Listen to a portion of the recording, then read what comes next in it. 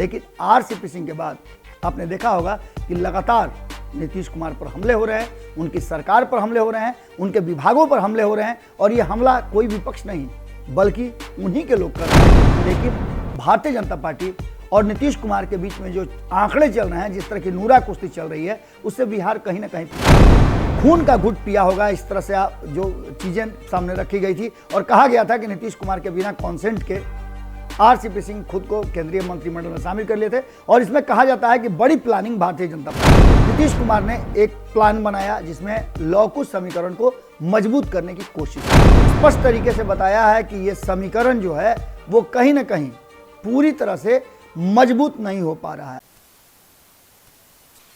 नमस्कार, भारत लाइव देख रहे हैं आप और सुबह सवेरे हमने आपको जो खबर दिखाई थी उसके बाद एक बड़ी खबर सामने आ रही है। इस विश्लेषण में हम आपको बताएंगे जो कि बड़ी बात है, उसमें नीतीश कुमार प्लानिंग बनाते बनाते आखिर बैकफुट पर क्यों हैं और नीतीश कुमार के उस समीकरण का क्या हुआ जिसे लौकुश समीकरण का नाम दिया गया था।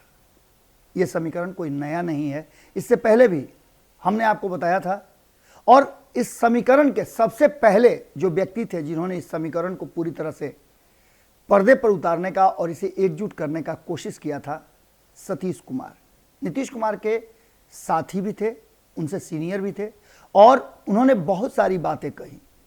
ये बातें हम आपको अक्सर सुनाते रहे, लेकिन अब कहीं ना कहीं नीतीश कुमार के लौकुश समीकरण बनने से पहले ही पैकअप हो गया है। हम ये क्यों कह रहे हैं तो उसके पीछे कारण है। आपने देखा होगा कि जब लौकुश समीकरण को आगे बढ़ाने के लिए और नीतीश कुमार को यह पता चल गया था कि लौकुश समीकरण ही वो आंकड़ा है जिसके बदौलत नीतीश कुमार बिहार की सत्ता पर काबिज रह सकते हैं। हालांकि इसको लेकर के कई नेताओं ने, कई अलग अलग जाति के लोगों ने स्पष्ट तरीके से बताया है कि ये समीकरण जो है वो कहीं ना कहीं पूरी तरह से मजबूत नहीं हो पा रहा है और ना ही इसके पास इतने आंकड़े हैं कि नीतीश कुमार को वो गद्दी पर बैठाए रख सके। लेकिन नीतीश कुमार की रणनीति है जिसमें सभी उनके साथ जुड़े रहने की कोशिश करते हैं। 4% और 6% वाले बिहार की गद्दी पर पिछले 17 साल से हैं और 15%, 20% और 30% जिन लोगों का है वो उनको बैठाए हुए हैं। तो इसके पीछे नीतीश कुमार की वो प्लानिंग ही है। इस प्लानिंग को और मजबूत करने के लिए 2020 के परिणाम के बाद नीतीश कुमार ने एक प्लान बनाया जिसमें लौकुश समीकरण को मजबूत करने की कोशिश की। इस कोशिश में वो कामयाब भी हुए क्योंकि उपेंद्र कुशवाहा, जो कि कुछ समीकरण के सबसे बड़े नेता कहे जाते थे बिहार में, उनको अपने पाले में लेकर के और लौकुश समीकरण को साधने का प्रयास किया। तब नीतीश कुमार के पास लौ समीकरण में आरसीपी सिंह हुआ करते थे। भारतीय जनता पार्टी को अचानक लगा कि अगर नीतीश कुमार इस लौकुश समीकरण में पास हो जाते हैं, इसे साध लेते हैं, तो उनके लिए मुश्किल होगी। इसको देखते हुए भारतीय जनता पार्टी ने अपने भी लौकुश समीकरण के जो नेता थे उनको आगे कर दिया। सम्राट चौधरी, आपको याद होगा कि किस तरह से उपेंद्र कुशवाहा के जेडीयू में आने के बाद से उन पर हमलावर हुए थे, उन्हें क्या नहीं कहा था। अब वही लौकुश समीकरण एक बार फिर से कमजोर होता दिख रहा है नीतीश कुमार के पक्ष से।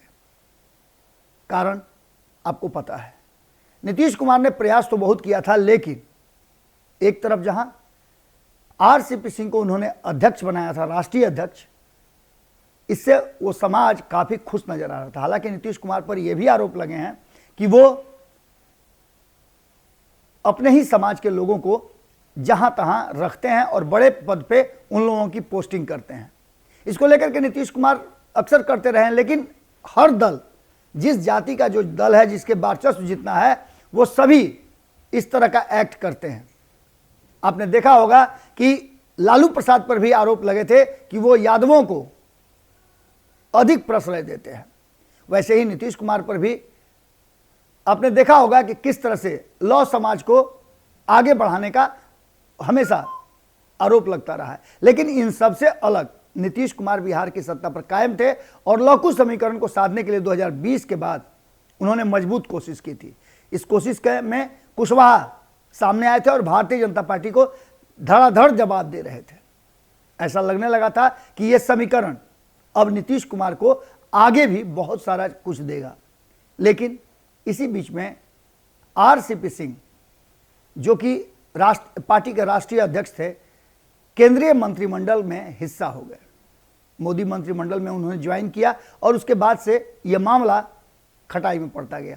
कोई कहता है कि नीतीश कुमार रणनीतिक रूप से असफल है, वो कुर्सी के लिए कोई भी समझौता कर सकते हैं, लेकिन अक्सर नीतीश कुमार ने समझौता किया है लेकिन नहीं भी किया है।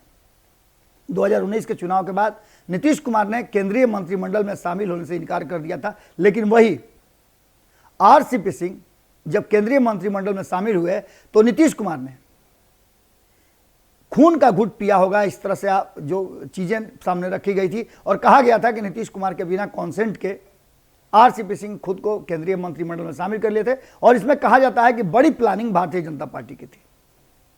भारतीय जनता पार्टी ने आरसीपी सिंह को शामिल कराया और यहीं से लव कुश समीकरण पर ग्रहण लगना शुरू हो गया। यह भारतीय जनता पार्टी की रणनीति थी जिसमें नीतीश कुमार को कमजोर करना था और उनके सबसे बड़े तुरुप के पत्ता जो हैं उनको उनसे छटकाना था। बिल्कुल वही हुआ जो प्लानिंग बनाई गई थी। जानकार बताते हैं कि भारतीय जनता पार्टी हर वो प्लान बहुत सोच समझ के बनाती है और इस प्लान में नीतीश कुमार का लव कुश समीकरण पूरी तरह से ध्वस्त हो गया। हालांकि कुशवाहा पूरा जोर लगाए हुए हैं, उन्होंने एड़ी चोटी का जोर लगा दिया है कि नीतीश कुमार को अपने स्थान से ऊंचा रखें, लेकिन भारतीय जनता पार्टी उपेंद्र कुशवाहा को कहती है कि हम उनको नोटिस ही नहीं करते हैं। इसके पीछे का कारण आप समझ सकते हैं कि जब विरोध की लहर शुरू होती है तब सामने वाला उस विरोध को नजरअंदाज करता है। वैसे ही उपेंद्र कुशवाहा को नजरअंदाज किया जा रहा है। अगर यही आरसीपी सिंह होते, उपेंद्र कुशवाहा और आरसीपी सिंह एक पटरी के समान होते जिस पर पूरी ट्रेन चलती है, तो ये डबल इंजन की ट्रेन कहीं ना कहीं बिहार की दिशा में चलती और बिहार विकास करता। लेकिन भारतीय जनता पार्टी और नीतीश कुमार के बीच में जो आंकड़े चल रहे हैं, जिस तरह की नूरा कुश्ती चल रही है, उससे बिहार कहीं ना कहीं पिछड़ रहा है। और दूसरी तरफ नीतीश कुमार का ये लव कुश समीकरण बनने से पहले ही इसका पैकअप हो गया। आरसीपी सिंह आज पार्टी के क्रियाकलापों से बाहर हैं और उपेंद्र कुशवाहा एक्टिव हैं, लेकिन उनके साथ लॉ का समर्थन पूरी तरह से नहीं है और न कोई, नीतीश कुमार को छोड़ दीजिए तो कोई नेता नजर नहीं आ रहा है जो इस लॉ कुश समीकरण को लेकर के चले। लेकिन नीतीश कुमार चूंकि बिहार के मुख्यमंत्री हैं, इसलिए वो खुल करके सांगठनिक बातों को नहीं कर सकते। अब ऐसी स्थिति में देखने वाली बात यह होगी कि नीतीश कुमार की सोच लव कुश समीकरण को एकजुट रखना कामयाब हो पाएगा, क्योंकि इसके पीछे एक तरफ जहां भारतीय जनता पार्टी है, वहीं राष्ट्रीय जनता दल भी लव कुश समीकरण में अधिकांश लोगों को अपने पाले में ले आई है। और तीसरी सबसे महत्वपूर्ण बात है कि नीतीश कुमार, जिनकी चर्चा हम शुरू में कर रहे थे कि नीतीश कुमार के सबसे पुराने मित्र और उनके सीनियर जिन्होंने इस लव कुश समीकरण को ईजाद किया था और नीतीश कुमार को नेता बनाया था, सतीश कुमार आज नीतीश कुमार के विरोधी खेमे में एलजेपी रामविलास पासवान और चिराग पासवान के साथ हैं। अब ऐसी स्थिति में आप समझ सकते हैं कि कितना ज़्यादा नीतीश कुमार के लिए आरसीपी सिंह की गैर मौजूदगी में लव कुश समीकरण को साधना होगा, क्योंकि आरसीपी सिंह लगातार संगठन के काम को देख रहे थे और ऐसी स्थिति में उन्होंने एक बड़ा नीतीश कुमार का ऑरा बनाया था जिसमें नीतीश कुमार शांति से अपनी सरकार चलाते थे और किसी तरह का कोई कंट्राडिक्शन नहीं होता था। लेकिन आरसीपी सिंह के बाद आपने देखा होगा कि लगातार नीतीश कुमार पर हमले हो रहे हैं, उनकी सरकार पर हमले हो रहे हैं, उनके विभागों पर हमले हो रहे हैं और ये हमला कोई विपक्ष नहीं बल्कि उन्हीं के लोग कर रहे हैं, जिसका कि नीतीश कुमार और उनकी टीम को मलाल भी है।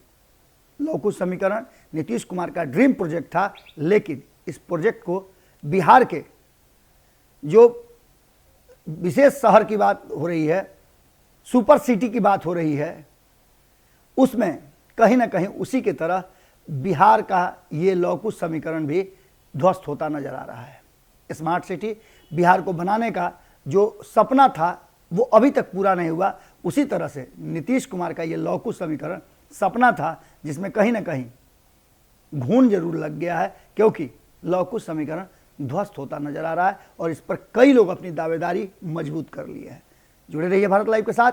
अगली खबर में हम आपको बताते हैं कि केंद्र सरकार ने एक और ऐसी योजना, एक ऐसा स्कीम और ऐसा एक अध्यादेश जारी कर दिया है जिसको लेकर के एक बार फिर से कटघरे में खड़ी है और ये कहीं ना कहीं बुजुर्गों से और युवाओं से जुड़ा हुआ है, जिसको लेकर के एक बार फिर से बिहार की राजनीति में देखिएगा बड़ा भूचाल आने वाला है। बहुत बहुत धन्यवाद। अगर ये वीडियो पसंद आई और वह बिहार के राजनीति और बिहारियत से सरोकार रखेनी तो सब्सक्राइब बटन दबा के चैनल के सब्सक्राइब कर ली। ओजे एगो घंटी बा, ओकरा बटन दबा देला से कुल सटीक और मारक खबर रुआ मुफ्त में मिल जाई। अगर रुआ पत्रकारिता के हमनी के नया प्रयोग में सहयोग कर चाहतनी तो ज्वाइन बटन दबा दी। पेटीएम नंबर नोट कर ली 9386816700। धन्यवाद।